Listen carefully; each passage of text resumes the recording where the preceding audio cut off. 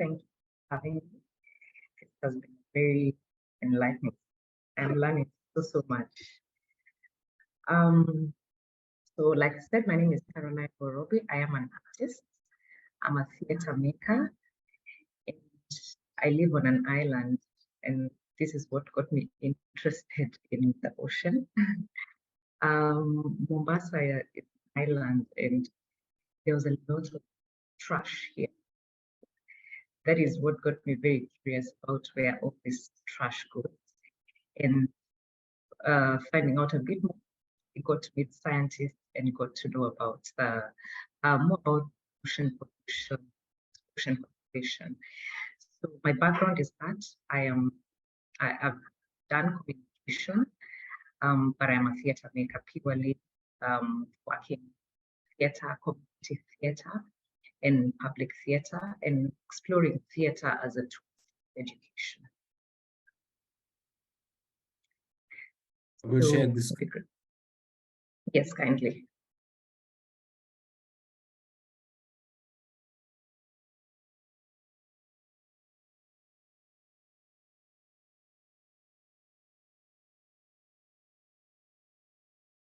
Yeah, you could go to the very first slide, yes. Yeah, we're at mid-science. I'm a believer of the principle that art should not be housed or confined to institutions or glamorous buildings and things. It should be consumed by people. And in the same breath, science, which I have come to learn with my work on the Bahari Huru project, which I'm going to speak about this. I will start by showing a small video of what this Bahari Huru project is. Just see whatever you will see, glance at it and pick something, and then I will expound a bit. So kindly play for us. Try.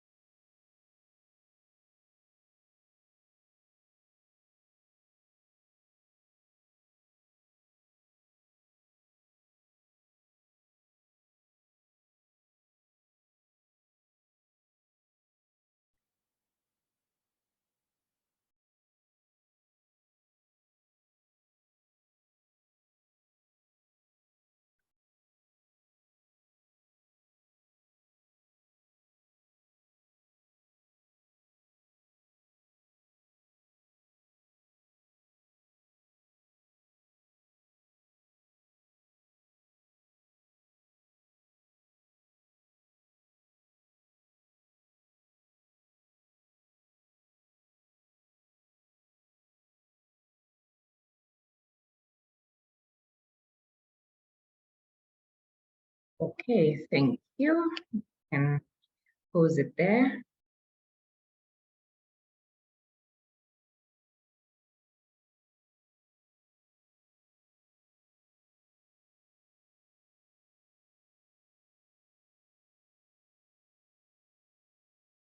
Thank you. Yeah, so that's just a snippet of the Bahari Huru Festival. Bahari Huru, free ocean, it's Swahili. You can kindly go to the slides. And Bahari Huru is a socially conscious art project that's guarding, advocating for guarding of the marine environment. Use art to speak to our communities, and why we actually did this is, again, because of the trash in Mombasa, and got to find out all this ends up in the ocean. But for many people, there's a myth that goes around that the ocean cleans itself. So a number of people don't think there's any need to take any action, or even if we throw the trash in there, it'll clean itself. So it's a common myth around Mombasa. And move to the next slide. And that is what triggered us, what made us realize that, oh, people actually, just because they cannot connect the impact of their action to the effect, the bigger effect it has on the ocean. Next.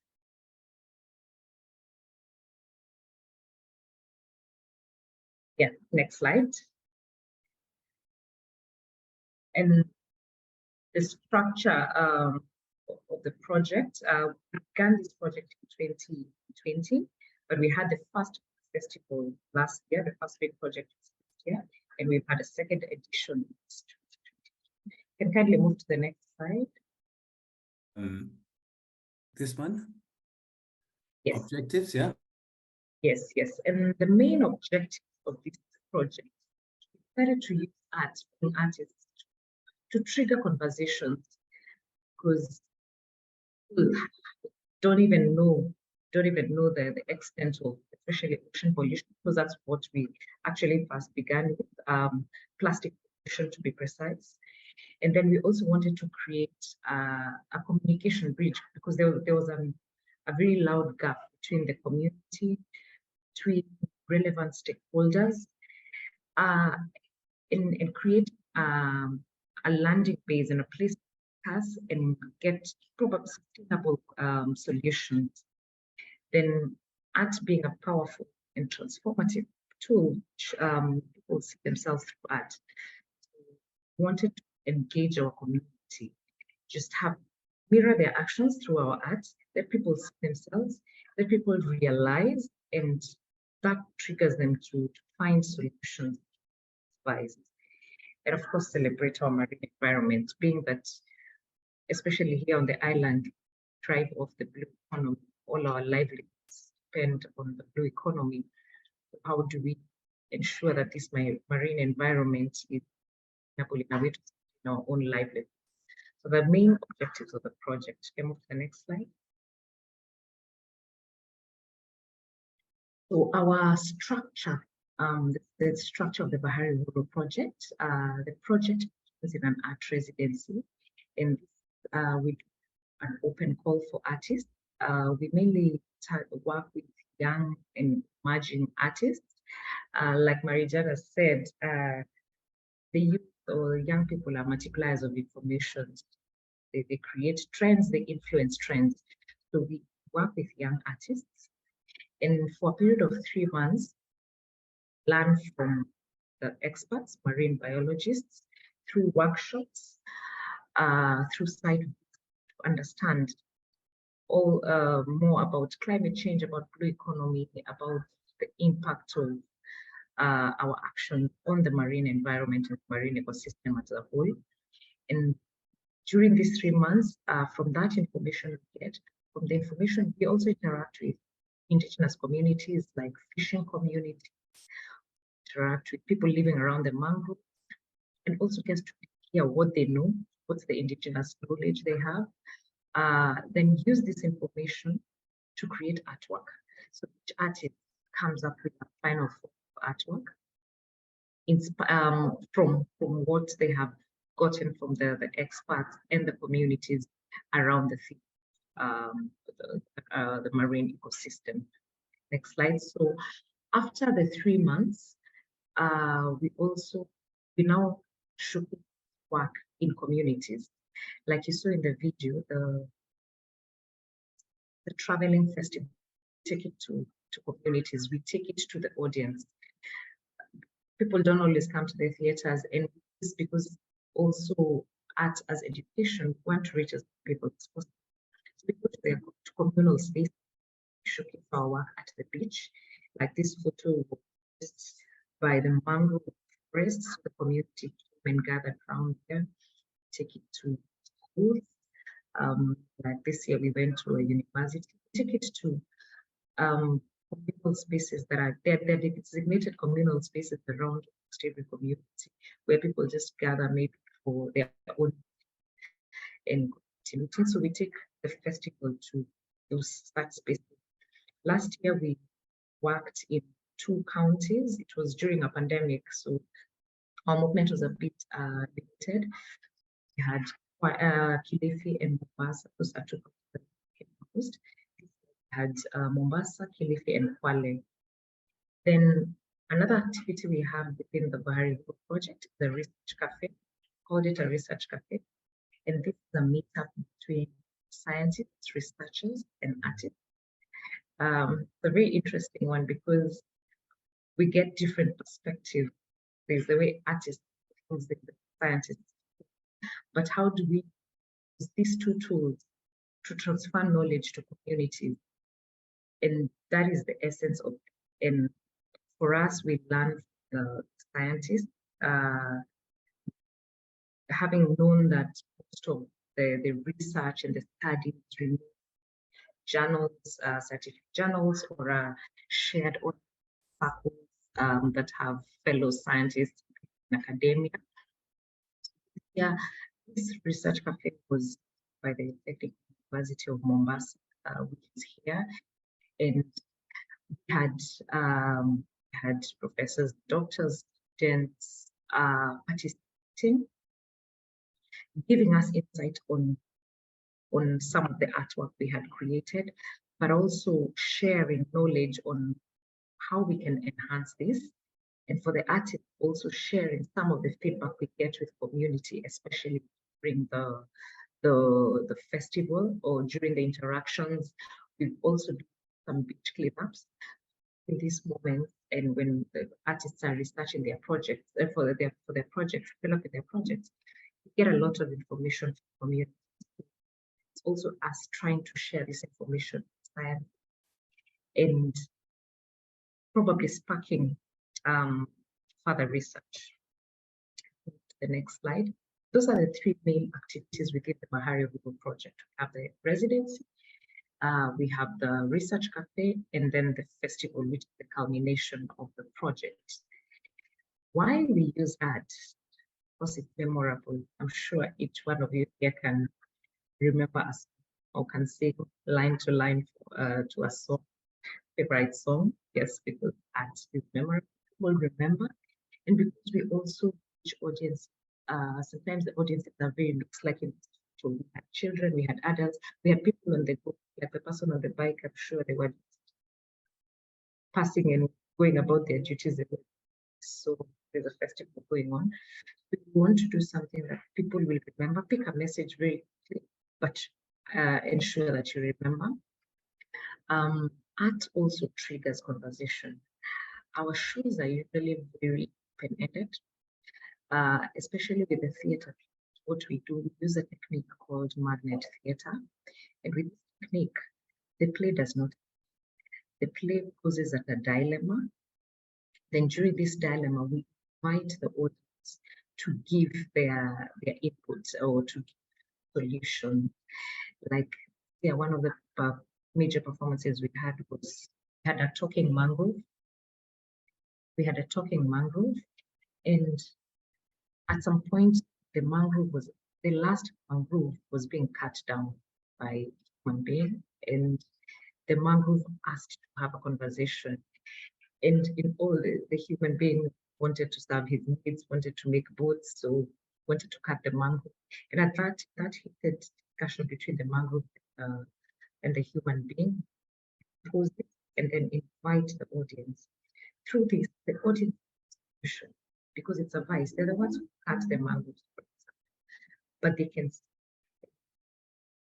and they can, now they're triggered to contribute to the conversation. Another thing is Of course, it appeals to emotion. Yeah, when we make a fish cry, then we'll feel a certain type of a way, and it makes people reflect a bit more. Of course, it reaches people, and the most important thing is that we're able to break down the complex subjects, like the information we get from the scientists. It probably uses jargon that cannot be understood by everyone. Maybe the children may not get it. Someone who's very educated may not get it. Art, the same information, but we break it down into a more consumable content that can be understood by more people. Then, like I said, it also creates a very engagement, because with art you can point fingers without people feeling you have pointed fingers at them. So those are the main reasons why we use art, and why art has been quite successful project. Next slide. So our main target audience projects, the coastal communities. Of course, like Simon mentioned, when you're along the coast and you see the ocean, you know what it means to you. But sometimes it's a big disconnect. Like, I'll give an example. One of the performances, one of the venues we were at, performed to a fishing community, and they're a lineage of fishermen. And one of the fishermen came and asked me during post the show, "Are you true that turtles get extinct?" But there was a bit where the turtles were getting extinct. Like, because you people are well learned, it's true that turtles, because we eat turtles, and I go to the ocean every day and I see turtles. It's actually possible for them to get extinct, because I see them every day. So for them, there is what they know about turtles. That turtles are many, they cannot get extinct in any way. We cannot lose all our turtles because God gave us turtles.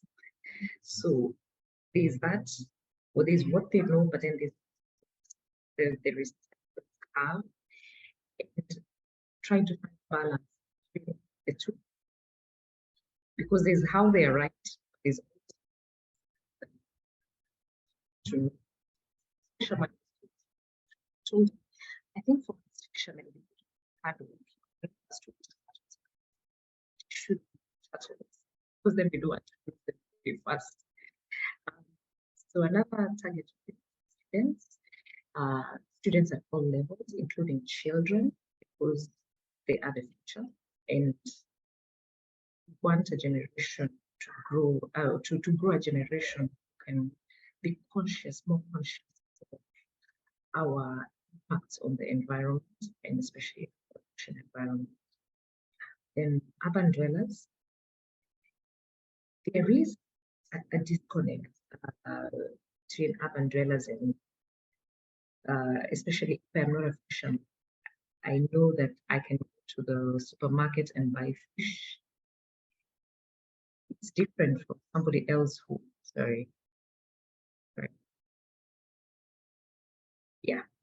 So the urban dwellers, especially the young generation, who are not really exposed to the direct benefit of ocean to their lives. Target also because our trash affects livelihood as well, and produce more trash here in the city.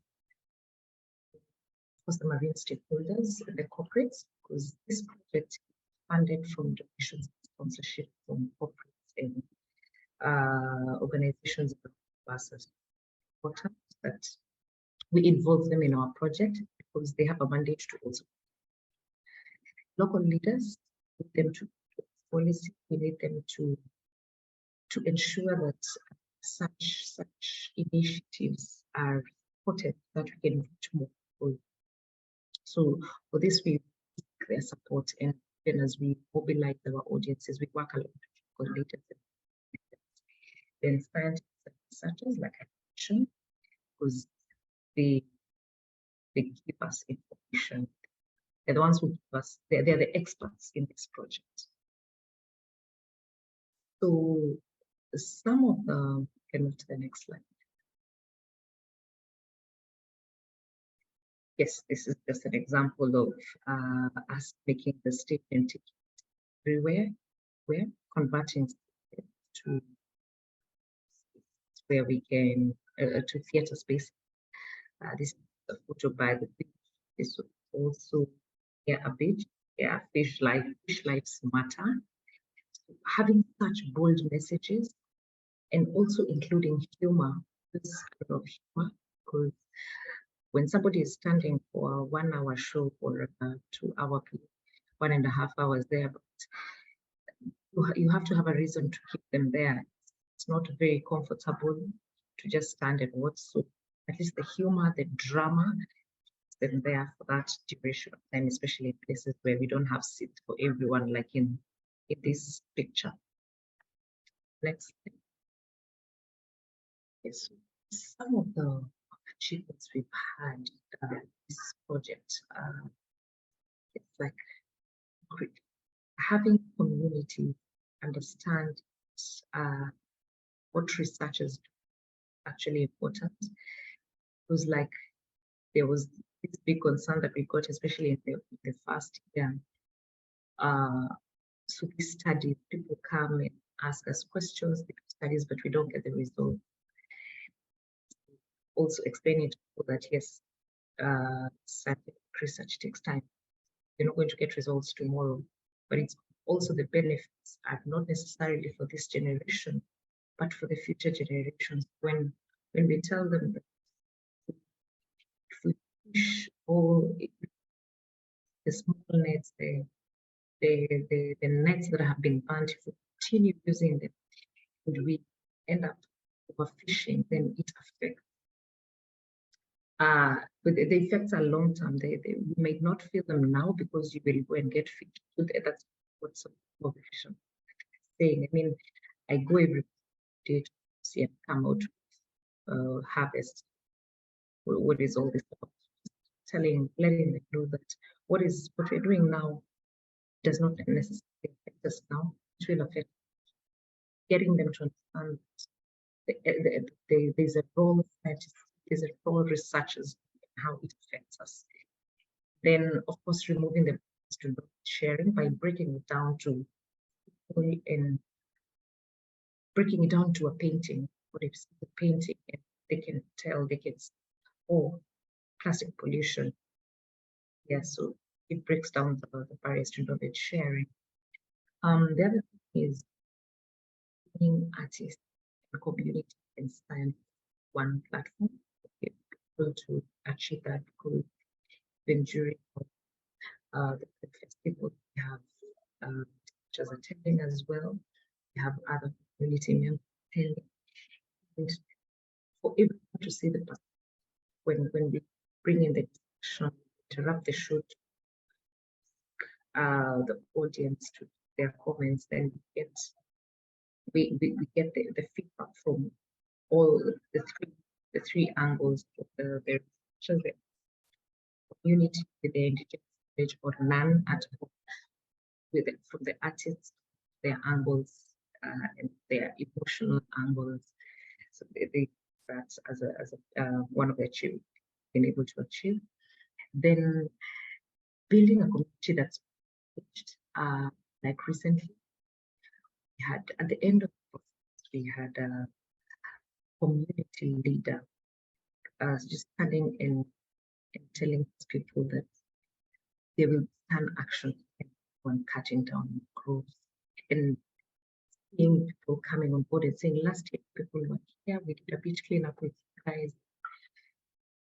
Since we've gone, sure that no trash here,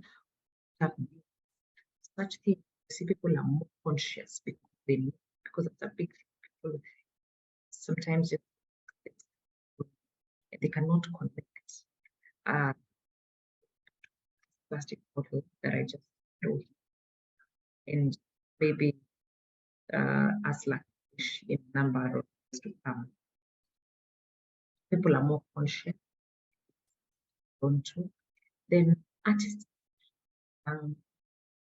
emerging artists,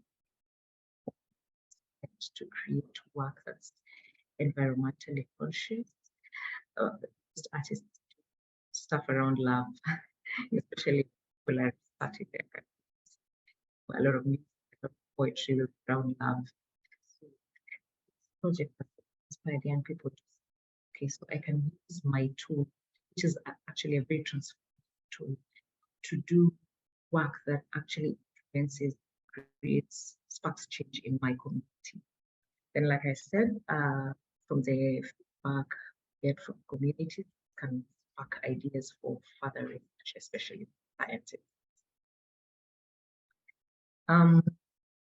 So in a nutshell, that is what the Bahari Huru project is all about. I'm open to. Yeah, wait a second. Many thanks for that.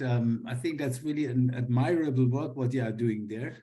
And I particularly like that everything what you are doing is somehow based on research, and that you are in a close contact with and exchange with scientists. I think that's really great. Yeah, many thanks for that presentation. I think partly the sound was a bit weak because due to a poor internet connection, but anyhow, I think you, in general, you could convey your message and everything. So any questions or comments to Caroline's work?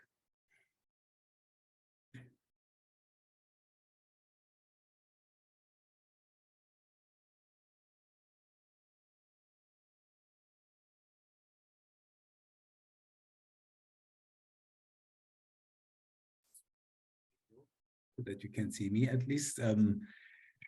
Yeah, so I mean, if there's no question for the moment, then my first question will be, how is the response of the communities and how is the social acceptance, let's say, of your work?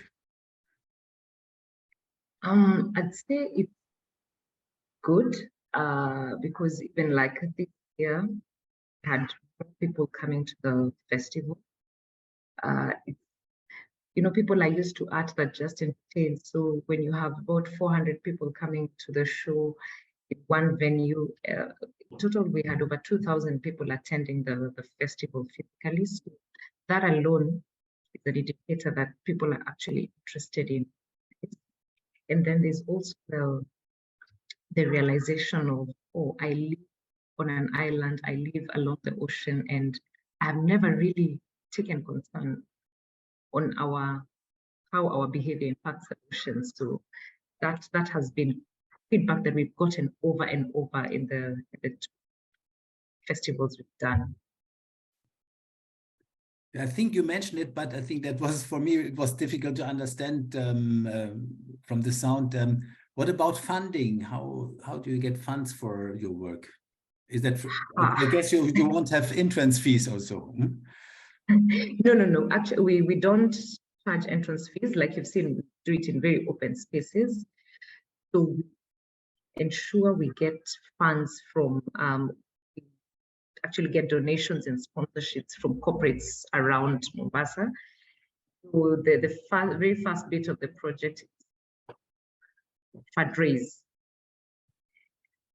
Then at least that with that money, we are able to take the festival to the communities for free.